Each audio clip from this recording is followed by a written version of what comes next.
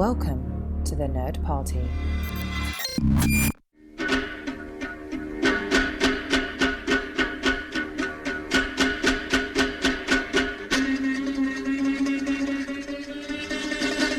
Hello and welcome to another episode of Missing Frames. This is the podcast where we watch all the movies we should have seen by this point in our lives. I'm your host, Shawn Eastridge. We're hanging out on the Nerd Party Network, a collection of podcasts dedicated to bringing you all things entertainment. Check it out at thenerdparty.com and make sure you're following us at Join Nerd Party on Twitter and the Nerd Party on Facebook and Instagram.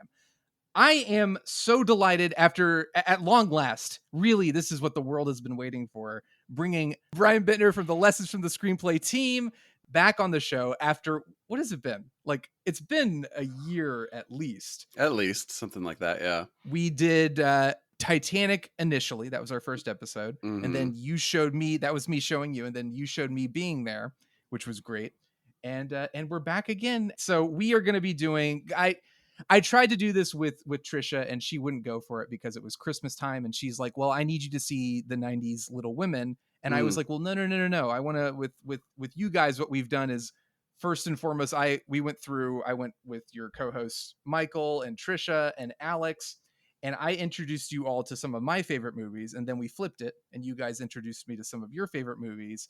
And this time I was like, well, let's do movies that neither of us have seen. And Trisha, right out of the gate, ruined that plan completely. But you're here to set things right. That is our relationship, is she ruins everything and I said it right. Perfect. So we're going to be doing a movie neither of us have seen, and this is Harakiri, the 1962 Japanese film directed by, Kobayashi? Masaki Kobayashi, which is one of the most beloved, not only Japanese films, but like we were going through, I think, IMDb and Letterboxd trying to find a movie that neither of us had seen.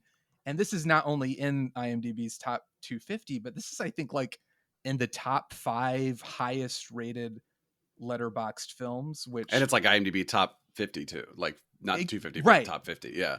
No, you're right. Yeah. And take Letterboxd with a grain of salt, because Parasite is number 1, which, no offense to Parasite, but it's been out for a couple of years. Let's give it some breathing room before we declare it the greatest film of all time. But in all seriousness, like, this is a movie that's been on my radar. It's been something I've wanted to watch and obviously haven't gotten around to it. But is this something you'd heard of prior to like these ratings, or is this literally like, oh, let me mark this film that is on this list of the greatest? It's definitely a movie I'd heard of, but by heard of, I mean just seeing the title a bunch while looking at lists of great movies, so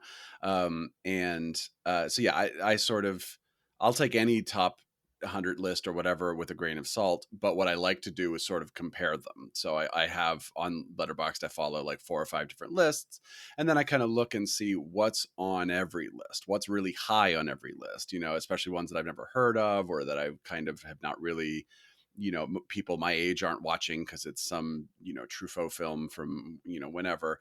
And then, by that same token, what's only on one list near the bottom and not on any other list. Maybe that's one I don't need to worry about quite as much.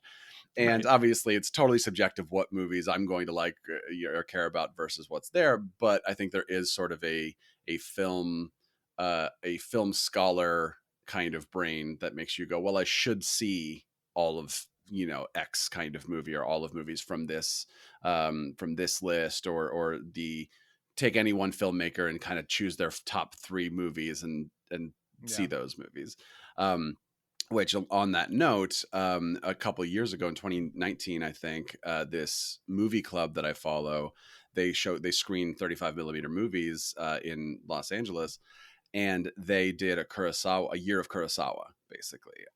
And so we went to, my partner and I went to, I think, 10 different movies over the course of the year, and we hadn't seen any of them before. So it was my first time seeing Rashomon and Ran and Seven Samurai. I feel like you and I first started talking around this. Like, I think you'd mentioned probably you were going to go see Seven Samurai. Right, because that's when I was going to see Titanic, was that same movie club was doing it. Right.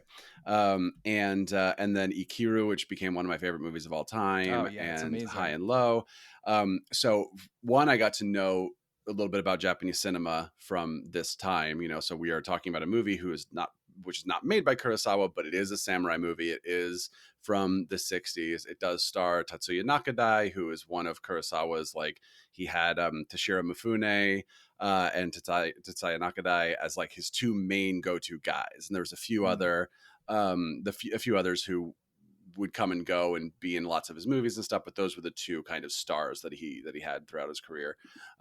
So I was very curious to check out other Japanese cinema from around this time, especially, you know, in the samurai world, which was not made by Kurosawa, to see how it compares. Yeah. What things they're doing differently, what things they're doing the same. So yeah, I'm excited to check it out. It is funny how Kurosawa kind of dominates this period in time, and rightfully so. I mean, like, he's one of the greatest, and his influence ranges so far and wide. And it is kind of a similar feeling for me. Like, oh yeah, this period of time, these amazing films were being made, and Harakiri has such a reputation. And I have friends who have seen it and just talk about it with awe, but I've never gotten around to it for whatever reason. And you know, other than Kurosawa, and I'm sure there must be something else in there that I've seen, but like the Zatoichi movies. Have you seen any of those? The Blind No, I Swordsman? haven't seen those, but yeah, I've definitely heard It's of the them. equivalent of, I guess, it's Japanese James Bond in a way, a long running series with a title character. Those are the films that I'm most familiar with, Kurosawa and those films, which are great. But this is something that I've always wanted to see and has always kind of been lingering as something I wanted to check out. And of course, just haven't gotten around to for one reason or another. Do you have any idea what the movie's about? Have you looked into it at all? Has people told you? Do you want to try to take a stab at what the plot is about? Well, choice of words there. I know what the title means, which is Yes. the you know. So take a stab, indeed. When I you deliver the assume. great puns on this show, it takes me about... Well, hang on. You delivered the great pun. So is it worse to deliver a pun on purpose, or is it worse to not realize that you did it? Tweet at Yay Shonderman and tell him. I have a baby. I don't sleep anymore. These are my excuses. Are they good excuses? No. Take a stab at it. Yeah, I mean, I assume that the movie is very deeply connected to seppuku harakiri. You know, the Japanese. I don't know what's the right word. Not art, but sort of like rituals of suicide because you have dishonored, you know, yourself or your community or whatever it is. How that plays into it, I don't know. So I really don't know anything what the movie is about, but my Kurosawa brain, which again is not who made this movie, is, you know, it tells me that like I'm going to be looking for really strong themes and a really strong parable, because I feel like that's something that Kurosawa was not ashamed to do, the way that a lot of modern filmmakers I think are ashamed to do, is just to say like this is a story about a thing, about an idea. And we are going to explore that through whatever this plot is. Hopefully the plot is also entertaining to you as just a movie watcher, you know. But I think that especially when you have a kind of high concept thing like the samurai space, then you can explore some very universal modern, you know, themes that any random white guy in 2022 can appreciate by looking at this almost magical fantasy realm of something that feels so from another dimension, Right. as you know, so many of Kurosawa's movies do. There's a part of me that wonders, just based on what I know, and I've tried not to look too much into it, if this is kind of like I think you hit the nail on the head. I think it's probably going to be more meditative than something like Seven Samurai. There's a part of me that wonders, you brought up Ikiru, like if this is more of like Ikiru but in feudal Japan, like with Right. samurai and things like that kind of like that contemplation of what is life, what makes life worth living. This guy is obviously trying to commit this act and so devoted to it, and is there, as you said, some kind of parable that is going to bring him about, like reflecting on that and trying to determine whether or not there is more meaning or if there's honor in not necessarily going down that route. And I'm very, very curious. I don't think it may be that simplistic on the surface. It probably is going to go much deeper than that. And so that's what makes me curious. And I am like, I've heard of The Human Condition as well, which Mhm. Kobayashi has made. Have you seen those No, either? no. I haven't seen any of his films, but I've also heard of those, yeah.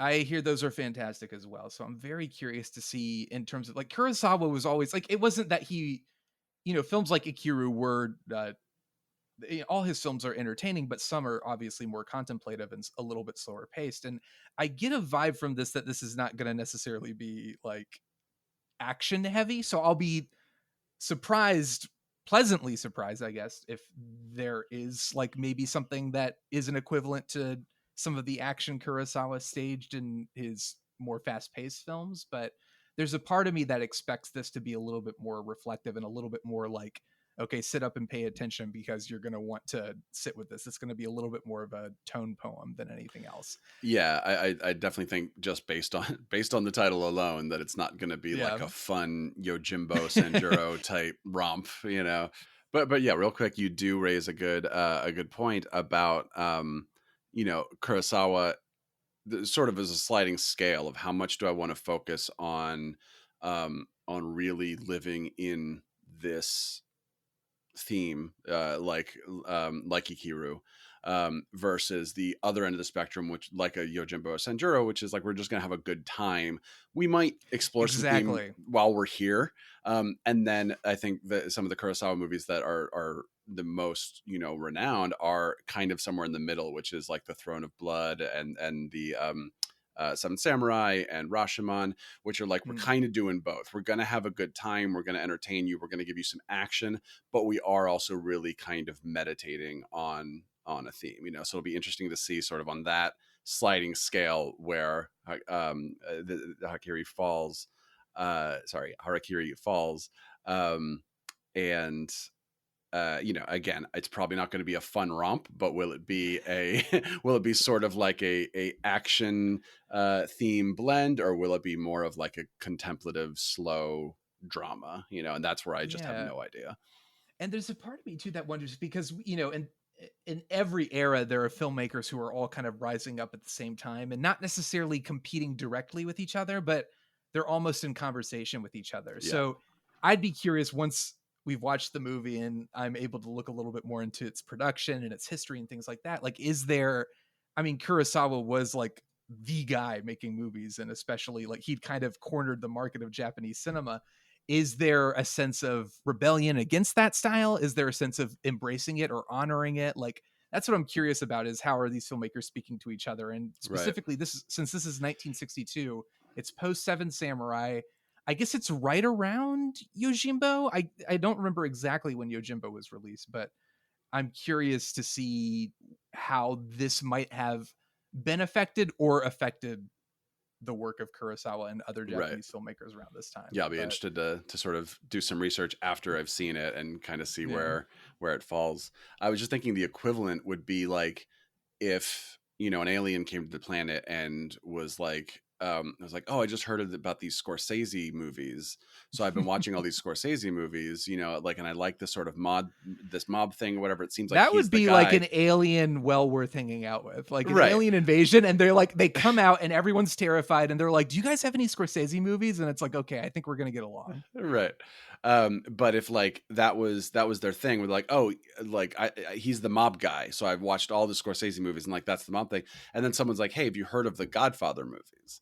And you're like, oh no, what is that? Right. So it's sort of similar where it's like, oh, it's this very well thought of movie in this sphere, but we just know this one filmmaker who was so prolific, Kurosawa, who made all these things, and ignorant us is like, oh, we've never seen what's thought of as like one of the best movies from, from this country and era and genre. But we know so much about the other, like the guy who was the guy, because again, Scorsese had this like long career, whereas Coppola kind of had this sort of 5 movie period where very it was concentrated, right, and then everything else around that, some are good, some are not that good, but he's not thought of as like, oh, you got to go explore, we got to go do a Coppola-thon and watch all 30 whatever of his movies. Yeah, no, that's a great example. Now I'm genuinely excited. I think I'm going to enjoy it, and I'm really, really curious to see what it's all about. So I say, let's get to it, and we will be back to discuss. Let's do it.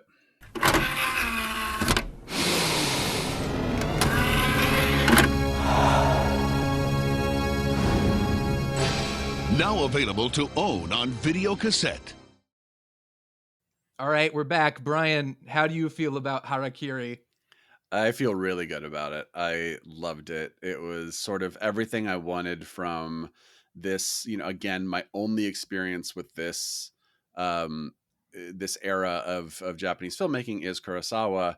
And as I said before we watched, I was like, I hope there's a really strong meditation on a theme. I hope it's entertaining. And then one thing I was thinking while I watched it that I didn't think to mention was like, I hope the cinematography is amazing, which it always is with Kurosawa. And yeah, it's everything. It's just a really entertaining movie. It has a really strong theme that's very clear right from the get-go, but there's so much I don't know about this movie yet because I've only seen it once, and like, I love that I want to watch it again tomorrow, and just like really revisit it and really research it and look into it. It felt really ahead of its time with like the slow zooms and the 2:3:5 aspect ratio. Yeah, all the push-ins and stuff, like the Yeah, dollies exactly. and The push-ins. Because Kurosawa has always been very I guess Pretty horizontal static with his framing. Yeah. Like it's basically like left to right, where this was like very Right. making use of that kind of depth of field and pushing in and giving Right. that impending sense of And you have that like one doom. dolly shot that goes from room to room, like through the wall. And I was just like, Yeah. 1962, really? Like, wow. And the other thing I just loved was just such a strong mood, right from the opening score. I was just like, ooh, I'm in the mood of this movie. And then like there's wind, blowing on Sugumo as he's sitting there, in the yard. And then like the wind gets, builds more as the movie goes. And I was just like, man, I love any movie that I feel like I can feel, that just like feels tangible to me, Yeah. It's one of those amazing experiences that you always wish for when you're watching any movie, where you're in the middle of it and you're like, I'm watching a masterpiece. Like, this Right. is incredible. It was just that it hit me about halfway through and I was so enthralled by it. And it was so funny, like you're talking about how innovative it was. Structurally, it's just crazy. Like it was I was watching it, and the only thing I could think to compare it to, I was like, this feels a lot like Rashomon. And I was like, well, Rashomon is the easy example. And then I looked it up and I realized this is the same screenwriter as Rashomon. Oh, really?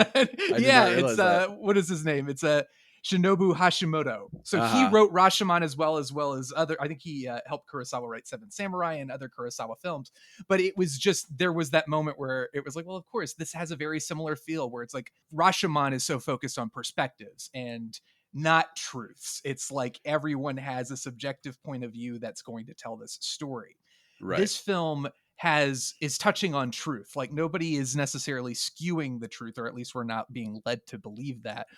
What we're being presented with is to be perceived as truth, but structurally it works the same way as Rashomon, where the flashbacks are pushing drama forward, which is what the screenwriter Hashimoto said. He's like, if you're pushing drama forward, if you're pushing plot forward, it's not really a flashback. If you're revealing something about characters, it's not really a flashback. It's part of the story. And I think that's what impressed me the most. And the way those flashbacks kind of enriched the story and then throw you for a loop. Like every time something new is presented in a flashback, you're learning something new about the situation, or what you thought was the case is not actually the case. And I loved that so much. Yeah, I think that a problem with movies that do flashback is, even if the flashback is interesting, you're going, but the plot's not really moving forward, Right. And it's like, I can like the flashback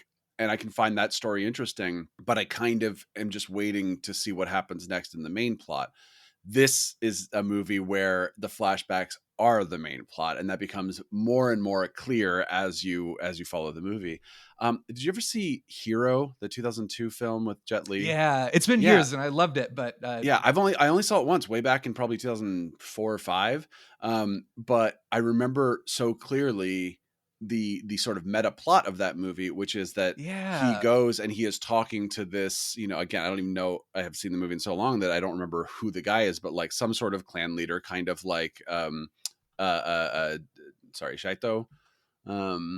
in this. And he, and he's telling stories, and every time like he tells his story, then the guy is like satisfied and says, you may take a step forward, you know? And then Yeah. as the plot moves on, you realize like, oh, he's here because he has kind of an ulterior motive, and he's like very, and that so clearly was inspired by this movie, where it's like, absolutely. you are learning more and more, as you are hearing these stories, these flashback stories, you're learning more and more about the story world and the protagonist and what his motivations actually are and everything like that. So it just struck me so much that it reminded me of that.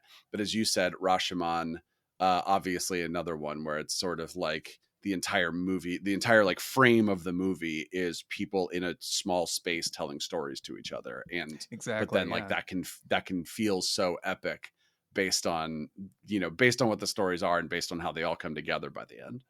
Exactly. And I think a lot of it has to do with the fact that, the present day, quote unquote, we're in a single location. So there is a framing device of, this is a static piece of the story. We're kind of going to stay here. And that helps as well, I think. Like, I think just subconsciously, when you're going into these flashbacks, you're in other locations, you're with other characters, you're a little bit freer. So you do get a sense of forward momentum that I think sometimes, like the problem you discussed of like a flashback really killing the momentum, and you're like, I want to know what the story is, like, let's get back to that. And in this case, because of the fact that the main story is very contained to this one space, not a lot of I mean, these guys are sitting here talking to each other, so that the flashbacks kind of become our escape from that, quote unquote. Not that it's like boring or dull or anything, but it is, I think, in a way, it becomes a brilliant way to make those flashbacks feel even more imperative and necessary. Yeah, there's also stakes established right off the bat, and it's like weirdly opposite stakes than most movies. Most movies are about a character trying to save their life. This is a movie about a character trying to like prove that he wants to end his life. Right.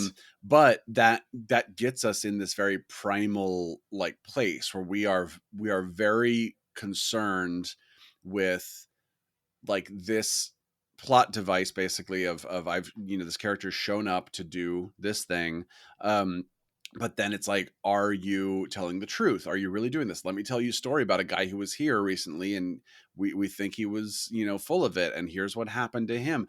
And it's like you understand every flashback is imbued with this with these stakes, right? Of like, we're not telling a story just to tell a story. We're telling a story to like prove a very important point that may or may not change the entire course of the next 10 minutes of your life or lack thereof.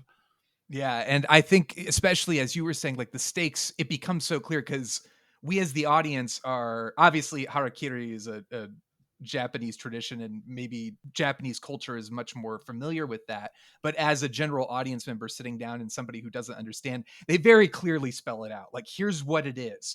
And then we're watching it through the story of this Chijiwa, I believe is how you pronounce his name. Chijiwa, yeah. But yeah, the son-in-law. Mm-hmm. And we don't know he's the son-in-law at first, but basically they're like, oh, you think you want to come do this? Well, let's just sit there and let me tell you the story of what happened to this other guy. And in excruciating detail, they paint this picture, this horrifying picture of essentially what you were saying. Like, there is something that is like, you are in danger, and if you're not committing to this, this is going to be a problem for you. And we walk through step by step as this guy basically is caught, quote unquote. Yeah. And I mean, this is the brilliance of, again, the flashbacks imbuing all the present day plot with emotion and subtext, because at first I'm watching it and I'm thinking, well, this guy is clearly trying to pull a fast one on them, and this is just painting a picture of what will happen to somebody who is trying, like, the idea of like, oh, you'll just go and you'll get a quick payout or you'll get a job or something like that. No, these people are not into that. They're going to actually make you go through with it. And then this guy has the bamboo sword, and it's utterly horrifying, but it essentially sets up like, okay, these are the rules. This is what is going to happen. And also it sets up the ruthlessness of the villains, and just like the heartlessness and just the brutality of everything.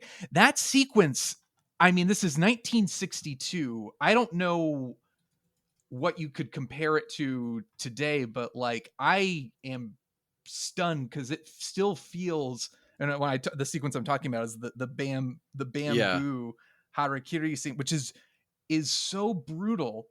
Apparently when the movie premiered at Cannes, like people were booing and fainting and like very upset. Not surprising, because even now that scene was painful to watch. Well, especially like that scene, up until that point, the movie has not taught you that it is going to be gruesome, you know? So very much by design. You could open the movie with some sort of like gory, you know, action scene or whatever and be like, oh, this is going to be this kind of movie. But by design, the movie is like, no, we're not going to tell you that until we tell you that, you know? And then the third act really gets into it, where the whole finale is like, oh no, we're going to be gory and we're going to kind of have fun with this. But that scene, you don't know, as an audience member, you don't know it's going to go where it goes until it goes there. And I think that's really cool. I was wondering, because I'd heard with Kurosawa that he storyboarded all of his movies. He would actually paint the sort of shots basically. And that's where, you know, so that's why his movies look so gorgeous, is because he knew months ahead of time before filming exactly what he wanted from this shot and this shot. And I wondered if Kobayashi wanted the same, you know, did the same thing. And I was Googling Kobayashi and storyboarding, and I found this interview clip about the bamboo scene that we're talking about. He says, in the script, it just mentions that the character stabs himself in the stomach with a bamboo blade. But attempting to portray this in real images was an entirely different matter. It was very difficult. So the day before filming the scene, I still didn't come up with the storyboards, and I went out drinking. You know, envisioning storyboards is all about concentration and focus, about pondering a question to which you have no solution, and suddenly you have a flash of vision. It's probably a similar process in music as well. Anyway, in order to stab your own stomach with a bamboo blade, you'd have to fix the blade very firmly onto the tatami, practically forcing your body down onto it in order for the blade to puncture you. That was my insight. Once I saw that, the surrounding images came easily. Of course, I had been drinking, which is why I guess I headed in such a brutal direction. The storyboards I made when I was drunk were quite different from the ones I made when sober. So I asked Yoshio Miyajima, the cameraman, which ones he thought were better, and he said, they're better when you're drunk. And that's how I ended up with such a cruel scene. Kobayashi, Masaki Kobayashi, master filmmaker. Advice for all you budding young kids out there: make sure you're drunk as you're working on your storyboards. Cheers. The results will be spectacular. That's incredible. I'm so glad you found that. Yeah, but it's like, it does. I mean, as you said, the moment of brutality really, really sets you up. Like, you kind of sit up a little bit straighter, because we've been very meditative. We're kind of trying to figure out what's going on with the plot and the story. And that's a moment where you're just kind of like, oh my God, all right, this is crazy. And then you've sat with that character in that moment. You don't know who this character is. You're just thinking like, oh, well, maybe this guy got caught. Maybe nobody really deserves this, but maybe this guy was trying to pull a fast one on this house. And then you learn who he is, his connection with the main character, Tsugomo. And the fact that we have sat with his son-in-law, Chijiwa, and dealt with that and gone through that with him, it just like, it's heart-wrenching. Yeah. It's awful. And then you have to go through the entire tragic story. And that's what I mean, you know, Kurosawa doesn't shy away from the darker aspects of humanity and suffering, but not like this. I feel like Kurosawa in general is more optimistic. And there are exceptions, like The Bad Sleep Well and High and Low, which is not a entirely cynical film, but certainly there were cynical films that followed the release of Harakiri that I think, to me, suggests that Kurosawa saw this and was like, oh, I better get my stuff together. But in general, Throne of Blood, who again, Hashimoto was also the screenwriter on that. That one, granted, it's an adaptation, as is The Bad Sleep Well, but that definitely, in terms of Kurosawa, feeling a little darker and a little more pessimistic, you know. But I agree with you that more often than not, Kurosawa feels like he is exploring a sort of a more of an optimistic state, or at least by the end, there's a feel like even Seven Samurai, it's like, spoiler, you know, half of these guys died or whatever, but like, they did it for a reason, right? Like we're like we feel good or about the fact. there's a feeling in general of like despite the darkness or the evils of society, there is a good person out there who can make a difference, that kind of thing. Which is not here. This is a film that is utterly focused on human tragedy and despair and the hypocrisies of the whole thing is about dismantling this idea of samurai code, and this guy's mission is not necessarily to go in and kill the bad guy as revenge for essentially quote unquote murdering his family, but he goes in there essentially just to embarrass him and to prove the hypocrisies of this belief system that this guy espouses. And it's very, very, again, very different from Kurosawa, but like very effective. Yeah, I like that. I like that it was a movie where by the end I clearly knew what the themes were, what the theme was basically, which is just as you said, sort of the kind of tyranny and the futility of upholding a tradition just because it's tradition, to the point where regardless of how it ends, the bigger picture is, and this is why it's a pessimistic movie, really, is the big picture is nothing has changed, because they just say, well, all our men died of illness, and the guy who came to commit Harakiri did that, and nothing is different, and that's the correct way to end this movie, obviously, because that's the point. But something Kobayashi said was, all of my pictures are concerned with resisting an entrenched power. That's what Harakiri is about. Of course, I suppose I've always challenged authority. And then I was also reading a more modern take on it. And they said at the time, basically talking about the ways that Tsugumo is kind of infiltrating this structure. And he says at the time, losing one's top knot was the same as losing one's sword, and death would be preferable to such dishonor. Thus, the way Tsugumo takes revenge is very subtle. He makes the clan live by the rules they claim to uphold, in which they use to punish Motome. So basically saying, like, if he removes their top knots and they don't kill themselves, well, then that's calling them out, basically. Because that's saying like, well, if this is the code you live by, then if I'm able to remove your top knot, then you better do that. And they were like, well, maybe I'll just stay home sick for a few days, and like that kind of thing. And so it's beautiful. It's something, it's the kind of thing you kind of have to research a little to understand what it's doing. But I do like that. I like that the movie has those subtleties where you realize like he's calling them out even before he gets there. Right. He's already calling them out and already sort of forcing them to say, if this is the code you live by, then let's see you actually live by it.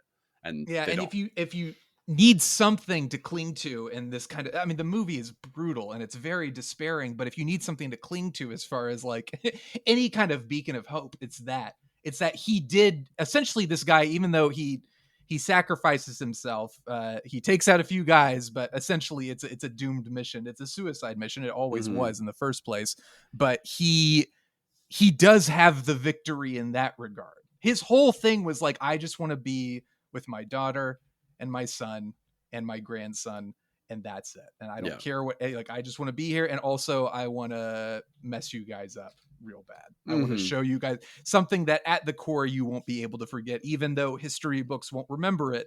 This is like a moment where I essentially upended the system. I proved you wrong. I defeated you without having to actually physically defeat you. I did it. And no matter what you do, that will always have been the case. But that said, I mean, I say that as if it's like, yes, he did it, but the film is, like you said, it's pessimistic in regards to it's not a scenario where like there is any sense of this being remembered by anybody. There's like a little bit of a hint where like one of the top knots, like somebody finds a top knot and tosses it into a bucket, where I took that as maybe this is suggesting somebody has evidence or proof of what happened here, and maybe that's a story that will live on. The whole movie's about telling stories, but I think that defeats what Kobayashi is going for if you take that route of like, no, there's hope here. I think he is saying like the system is corrupt, but the system is all powerful, and what is humanity to try to Right. change things. Did you ever see Arlington Road? No. It's a great movie with Jeff Bridges and Tim Robbins and Joan Cusack and Hope Davis from, I want to say, about 2000. And it basically explores this theme of, here's what people don't want the truth necessarily. They want to hear what they want to believe, and sort of societies and how they operate that way. And I was thinking about that movie, this movie, and The Dark Knight, actually, in terms of the sort of finale of those movies being like, well, what are we actually going to tell people? I'm sure there are other examples of that.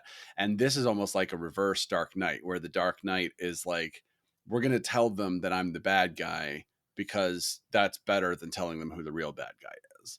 And, right. And that, so it's sort of like, it's a dark ending that's an optimistic ending, in the sense of like, people get to keep their hero. They get to keep their white knight Harvey Dent, but I'll take the hit for it. And then this is kind of the opposite. This is like, nope, sorry, you came and you messed stuff up and you inconvenienced us, but ultimately by the end, the greater world has not changed at all, and you open and close with this beautiful image of the armor, the empty armor, right? So it's so ornate and it's so traditional. Yeah, and it represents, it's supposed to represent something grand, but there's nothing. There's nothing. It's totally empty inside. So again, I love that. Like, I love movies. Like, I don't need movies to have happy endings. I need movies to have important endings, that mean something. That's an important thing to remember. And I wanted to talk about the ending. I'm glad we're talking about it, but it seems like we're both on the same page, where it's like, it's a horrible, brutal ending. When I say horrible, I don't mean like in the sense that it's bad quality wise, but horrible where it does leave you with kind of a sick feeling in the pit of your stomach, where you're like, that really, the third act is such a celebratory moment for, I mean, it is, the film has been contemplative. It's been like, there have been moments of levity. Like, I loved, obviously, the performance of Nakadai is so good. Yeah. And there are moments of humor where it's like, what are you going to do about that? What, you mean this? And him drawing his hand across his stomach, like the thumb across the stomach. Right. These little, and it is a role that I think was initially intended for Toshiro Mifune, and you can see that. You can see that. But I also, like, Mifune is great, like one of the greats. So I don't want to take anything away from him, but there's a vulnerability to Nakadai's performance that I know Mifune is capable of, but I think in this role he may have gone the gruff theatrical route, where this role, there's a sense of brokenness to this guy that again, not to take anything away from Mifune, but I do think there's something here that is so crucial to this performance. But in general, the film it's sad, it's contemplative, and then the third act is this celebratory moment that you almost want to be like, oh, he's going to kill everybody and escape. And this is just not that movie. But I wanted to, did you get that vibe? Did you want that? Like, were you feeling that at the end? Like, you were like, I guess we root for the guy because you want him to live. But did you know deep down, you're like, this isn't going to happen? Once he starts taking on, the crazy 88s, I was like, well, there's like, forget about it. He's not getting out of here alive. But no, I wouldn't say I had big expectations for the ending. I was so happy that it was coming together in any way, in the sense that, like, clearly these filmmakers knew what they were doing. So I'm just like excited that we're there now. I'm excited that we are at the conclusion. There's definitely a disappointment that he didn't have some master plan that won everything, right? Where he got to walk away victorious and do the Jimbo, when he walks into the room, like when he's stumbling through the room and he sees the guy sitting there, like the head of the house sitting there, you want him to take that guy out. You just want that moment of him rushing up to him, chopping off his head, something like that. And you don't get it. But the film's payoff, it's almost like it doesn't need that. Like, it's, again, that's the antithesis of what this film is trying to say. Right. And as much as you might want it, it's a film that is so good at telling its story. Like you said, the execution of that final act is a major payoff for this entire movie where we've been sitting and, we've been told a story, not just in the sense that it's the filmmaker telling us a story, but it's these characters telling us the stories too. And you just want to feel, after all this sadness, all this tragedy, all this defeat, that this guy is going to get something on them. So when you have this whole montage, this whole sequence of him meticulously, like, embarrassing these three samurai, taking out their top knots, and having that victory, and then, like you said, the Kill Bill moment of just him taking on everybody. And because the way it's framed, it's like this guy, it's not a heroic thing. The guy is desperate and he's taking guys out, but it's not like the bride taking on all these people. You just know it's not going to work out. But in a way, even though it subverts the expectation of what that ending you might want for this character, it doesn't ruin the movie in the sense that I didn't feel robbed by the way it played out. It was still satisfying, even though it was such a downer of a movie. Right.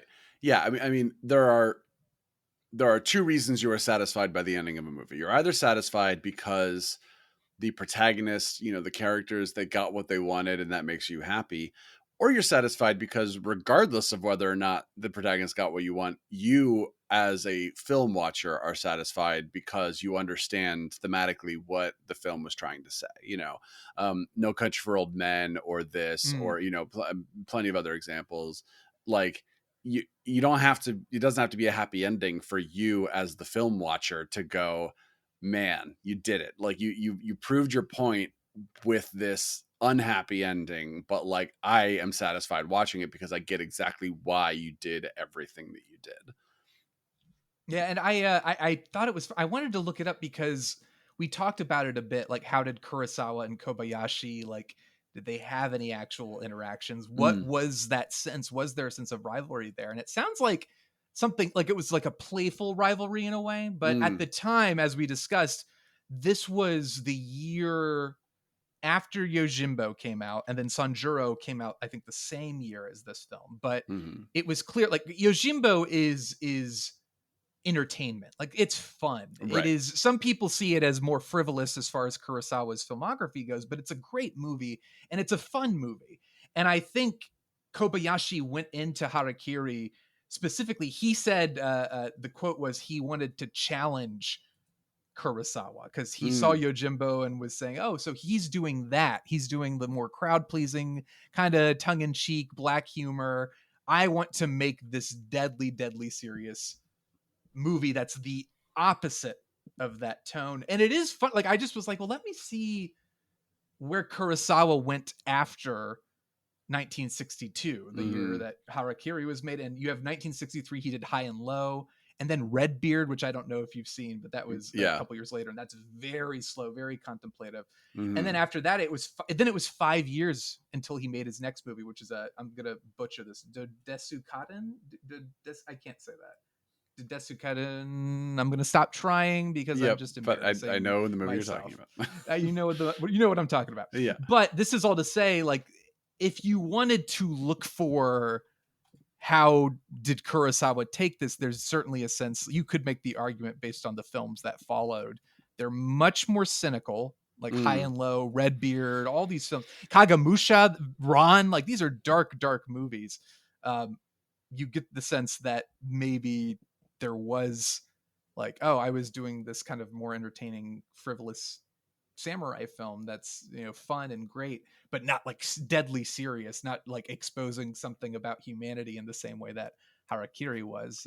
But yeah, I wouldn't say there was like a big change, because pre Harakiri, Kurosawa was making Throne of Blood and Seven Samurai and that kind of thing. Like, but I think that what was interesting, what I noticed about Kurosawa, while sort of a couple of years ago going through a lot of his films, was I found that my favorite movies of his were his contemporary movies, like Ikiru and High and Low. And by contemporary, I mean set in the modern day at that time. Right. Because I felt like those were very clearly meditating on a theme. They were just like, here's a theme, and like, we're going to tell you in the first 15 minutes what the theme is, and we're going to explore that for the entire movie. Whereas some of the samurai movies, Yojimbo, Sanjuro, Hidden Fortress, they felt a little bit more like you were saying, a little more like they're entertainment. They're here to Yeah. kind of have, and that doesn't mean, I'm sure people are screaming right now, being like, oh my God, there's so many themes. Like, I'm sure there are, but they don't, the movie doesn't point them out at the top, the way that those other movies do. Rashomon is one that clearly does, that very clearly right from the get-go, it has a very clear theme. And then by the end, you feel like you understand what the movie was trying to say.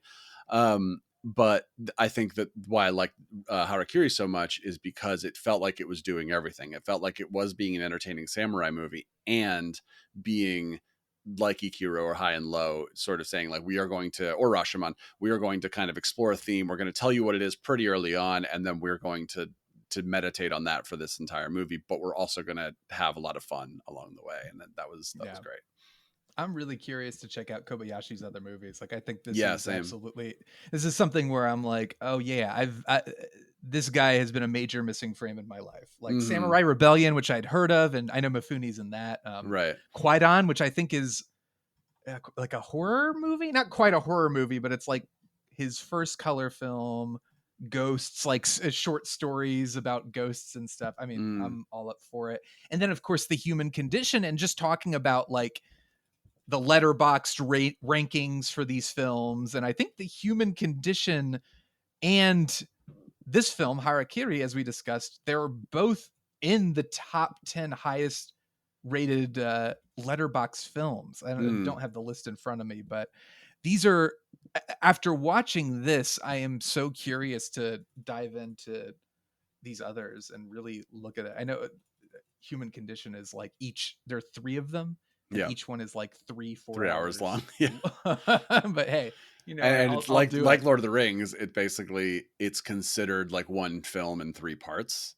So both Human Condition and Lord of the Rings are basically like considered a 9-hour movie that are broken down into a trilogy of very long individual movies, which together make a very long collective movie. And Human Condition is before Harakiri, so I'm just very curious to see like what can you learn just from that? What ideas did he take on to Harakiri, and what was perfected in that, or is it completely different? Like, I'm just so curious to explore that stuff. Is there anything, as far as what are the standout moments for you for Harakiri? Is there a favorite beat, a favorite moment, a favorite line that is what you'd use to sell the movie to somebody else? I do.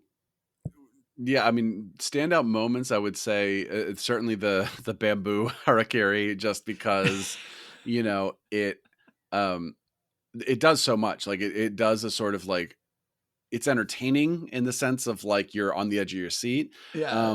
And it's the movie like holding back gore and then using that moment to show you it's going to be a gory movie. And it's like, it is that sort of thematic thing of, if this is your code, if this is the way you want to live, then you better show me this is how you want to live, And unfortunately for Chijiwa, he was trying to do the best he could, as we learn later. But in that moment, when he is just this stranger who we're pretty sure is lying and is just trying to get out after having gotten room and board for a couple nights, then there is that feeling of like, yeah, like you don't even have a real sword. Like, let's see you do it, and I think like that. So that's kind of like the movie operating on all cylinders at once.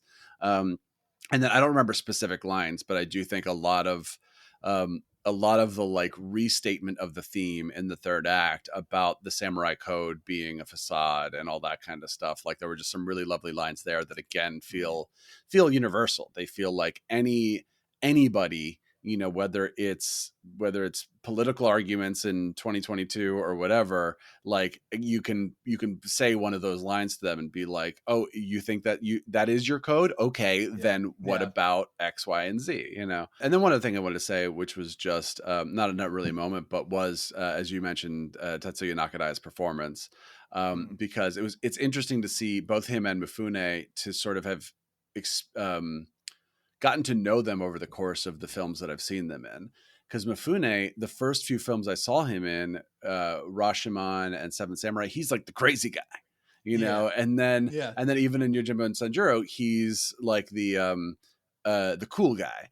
But then it's great to see him in something like High and Low and go like, oh no, you can kick ass as a dramatic actor when that is what's called, that's that's what your role is. You're not always trying to cartoon it up. You just know that those were movies where that was what was expected of you. Right. Similarly, Nakadai, the first things I remember him from is are Yojimbo and Sanjuro. He's the bad guy in both those movies, and especially in Yojimbo, he's like, I have a gun, and he's like the one guy who has a gun, and he like doesn't know how to hold it, and I can't tell if that's like because people didn't know how to hold guns yet, or because like that was kind of a character choice of like I'm trying to be badass, but I don't even know how to hold this thing. Right. And then, but then like a movie like Ron, where he's so unrecognizable because he's under all that makeup, as the king, basically. So I was kind of like, ooh, but when I heard that he kind of became Kurosawa's go-to guy after he and Mifune kind of split ways, I was like, really? That guy? He's kind of funny looking and he always plays like weird stuff. But then again, High and Low, to see him as a detective and go like, oh no, you can play like straight when you need to. This, I think, finally was my aha moment for him, where I think one reviewer even referred to it as a Mifune-like performance, in the sense that like he is this very stoic, very quiet leading man, and it's like, yes, I've seen you in many movies, but this was the one where I went, oh, okay, I get it. Like I think in this film the rage is very Mifune. Like I think that's what a lot of people are seeing. Not just the beard, not this, just the that kind of like, like that kind of wise thought. Well, like he's got the upper hand on everybody, but that just primal rage of somebody who is so determined and so like there's no reason to live anymore except to exact a particular kind of revenge on his enemy. Right.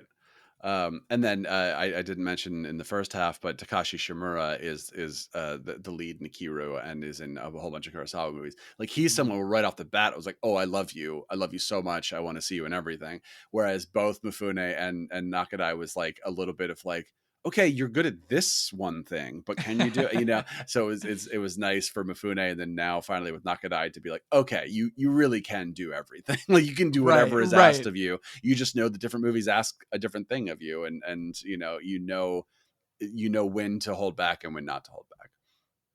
I think my favorite line is him when like he is basically explaining the situation, but then he's saying, no, I will. I think it's after he has basically said, no, I knew that guy, but I still intend to commit harakiri. And he says, I will disembowel myself in grand form. And he says it with that big booming voice. And I just thought, what a great line. I will disembowel myself in grand form. And then the other, my other favorite moment, I think the entire third act, it felt a little bit like a modern movie that it brought to mind was Whiplash, where Whiplash is so like intense and dramatic and dark and almost a tragedy. And Harakiri obviously commits to the tragedy, but then Whiplash has this incredible climax where the hero basically quote unquote wins, or I guess, depending on how you look at it, but essentially has that moment of victory. That kind of is what this reminded me of. The third act felt very similar in terms of payoff, like the kind of jubilation of like the moments of him going after each of these guys. But I can't remember, it may have been the third guy, but whatever it was, when the guy comes into his cabin and is like, all right, you're going to meet me at this place because I can't swing my sword. I'm going to hit the column. I'm going to hit the banister. We've got to go to this place. And then they're walking through this incredible graveyard. It just looked, speaking of the cinematography, it was just stunning. And then they're going through these bamboo trees, and then they're outside in this field with like the wind blow. I just remember like, I think the moment I knew I loved the film was when the main character revealed like, I knew that guy, and I was like, oh snap, this is going. I thought I knew what was going on. Now I don't, and now I have no clue what's happening. This is great. But that entire third act and the way it pays off, even though it ends with his death, the way it pays off with just him taking on this entire army it was so great and fulfilling. And especially after so much tragedy and sadness in the film, to have that kind of just that brief moment of pure like entertainment and jubilation was really, really fantastic. This movie and Whiplash, they're both movies where they're so strong at the beginning that I think that it's easy to watch those movies and kind of in the back of your head being like, please continue to be this good. Because Yeah, how many yeah. movies have you seen where the first 30 minutes you're like, this is the best movie I've ever seen, and then by the end you're just like, that was terrible, or that was fine, or whatever. And this is a movie where the third act pays off in like such a different way than the movie is sort of like training you to expect, you know. That was in the But back of my mind. It's so funny you yeah, bring that up because that was in the back of my mind. I was thinking, like, I was like, this is such an incredible, like, I'm so enthralled and engaged in this film, and just try, when I'm watching a film and I'm really into it, I'm trying not to think too much in a technical sense. Like, I'm yeah, not trying to break it down. I want to just, feel immersed in the film and let it wash over me. But in the back of my mind, I was thinking that. I was like, how are you going to pay this off? Like, I wonder, like, thematically, emotionally, how can you possibly get this to pay off? And it's a film that's going to be great to revisit and look at from a structural sense, from a screenwriting sense, from a storytelling sense of like, here's how you plant the ideas. And especially, I mean, just the cool structure of it in general, the flashbacks and how those enrich the film rather than slow it down or bog it down. But like, I can't wait to revisit it and kind of study it in that sense of just like how to reach like a really satisfying and exciting conclusion that's maybe not, as you said, satisfying in the sense where the hero gets the victory, right. but is satisfying on every other conceivable level. Yeah, I mean, I think a problem with a lot of modern movies is the action movies and superhero movies especially is like by the beginning of the third act, you already know everything. Like, you know everything. So now you're like, well, now we just have to wait for 30 more minutes for like everything to happen that we know is going to happen. That Yeah, doesn't mean there everything aren't to going to be explode. twists, right? That doesn't mean like who's going to survive and who's not and that kind of thing. But you have a general sense of like, I understand everything, and now I'm just kind of like on cruise control, like coasting through the rest of the movie. And this is a movie where you're still learning new information in the third act. You don't know how it's going to end. You don't know how you want it to end. Like there's so much that it's sort of like is holding on to then deliver. So that way the third act still feels fresh and exciting. And it's delivering on the things you knew you wanted to happen for quite a while, but it's also introducing new ideas and sort of like keeping you guessing and keeping you on your toes. And I think it will, on rewatching, even though you know what's going to happen, it'll still sort of feel like it's exciting to watch characters learn things for the first time, even if you already know what that thing is. It's still like, ooh, this is the part where the guy finds this out. Like, I'm excited to watch that. And rewatching the first act is going to feel completely different. Like, right. just watching the scene it's with, going to have that. it was already painful enough watching the act of the bamboo sword, but like now knowing the emotional context, it's going to be just heartbreaking and heart-wrenching. But another moment I really loved is when he's tossing the top knots out and he says, I labeled them just in case you needed. He labeled the top knots. Right. It was just great. All these like again, like the film is not it doesn't wallow in tragedy, even though it is a tragedy, but there are these moments of levity that really kind of keep it feeling. He's the anti-hipster hero that we need in today. He's just cutting off top knots. Like, no. So I guess anything else? Any other final thoughts on Harakiri? Any other moments we need to touch on? No, I'm glad we hit everything that I wanted to talk about, because there's a lot to unpack with this movie. And again, this is we've just seen it once, and so it's like I love any movie. It doesn't happen a lot today, but I love any movie where I'm just excited to go back and revisit it. Maybe I won't for 2 years, who knows? But I'm just like, I'm like still thinking about it. I'm going to be thinking about it in a couple weeks. And then whenever I revisit it, I'm going to be really excited to jump back in. Same. So I guess for final ratings, let's just do top knots. We'll do how many top knots would you give Harakiri, with 1 being the lowest and 5 being the highest? I mean, it's got to be 5 for me. Like, I don't know. Same. Yeah. Yeah. What else could you want from this movie? Agreed. At 5 top knots. I 100% everything you said. I can't wait to revisit it. I'm really like, 9 hours of The Human Condition? I'm into it. Let's do this. I'm like I'm jumping in tomorrow. I need this in my life. But this has been great. Such a great suggestion. I'm so glad we got to watch this movie for the first time together. And, same. I had a blast. So Brian, tell the good people who are listening where they can find you if they want to hear your sultry tones elsewhere. Where do they go? Where do they go? The main place to find us right now is Beyond the Screenplay, which is our podcast. We talk about a different movie every week, and I'm on Twitter at Brian Bitner. And you can find me at YayShawnDoorman on Twitter. You can find me on Letterboxd, ShawnDoorman05. Thank you, everybody, for listening. Thank you again, Brian. Can't wait to have you back. And we will see you at the movies.